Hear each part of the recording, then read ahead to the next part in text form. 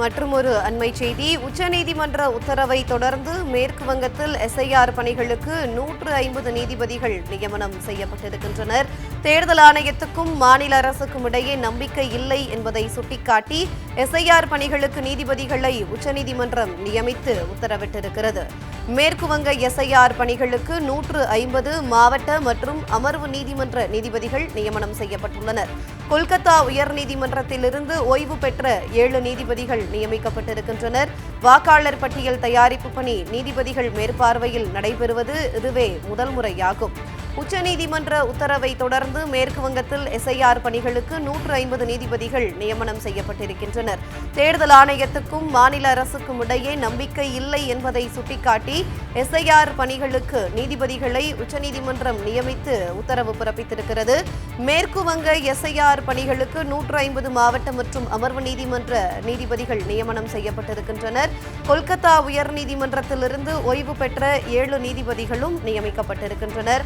வாக்காளர் பட்டியல் தயாரிப்பு பணி நீதிபதிகள் மேற்பார்வையில் நடைபெறுவது இதுவே முதல் முறையாகும். உச்சநீதிமன்ற உத்தரவை தொடர்ந்து மேற்கு வங்கத்தில் எஸ்ஐஆர் பணிகளுக்கு 150 நீதிபதிகளை நியமித்து உச்சநீதிமன்றம் உத்தரவிட்டிருக்கிறது. இது தொடர்பான கூடுதல் விவரங்களை எமது டெல்லி சிறப்பு செய்தியாளர் பால்முருகனிடம் கேட்கலாம். வணக்கம் பால்முருகன், கூடுதல் விவரங்களை பதிவு செய்யுங்க.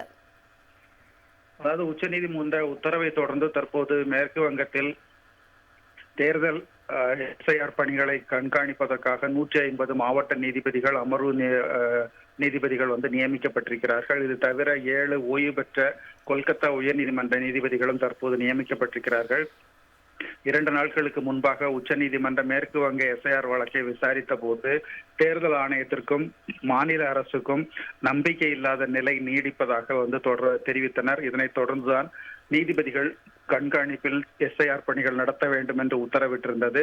அதன் அடிப்படையில் தற்போது கொல்கத்தா உயர்நீதிமன்றமானது இந்த நீதிபதிகளை நியமித்திருக்கிறது. அதன்படி சுமார் 150 மாவட்ட மற்றும் அமர்வு நீதிபதிகள் நியமிக்கப்பட்டிருக்கிறார்கள். இது தவிர 7 ஓய்வு பெற்ற உயர்நீதிமன்ற நீதிபதிகளும் நியமிக்கப்பட்டிருக்கிறார்கள் என்பது குறிப்பிடத்தக்கது. ஜெனிஃபர், கூடுதல் விவரங்களை வழங்கியமைக்கு நன்றி பால்முருகன்.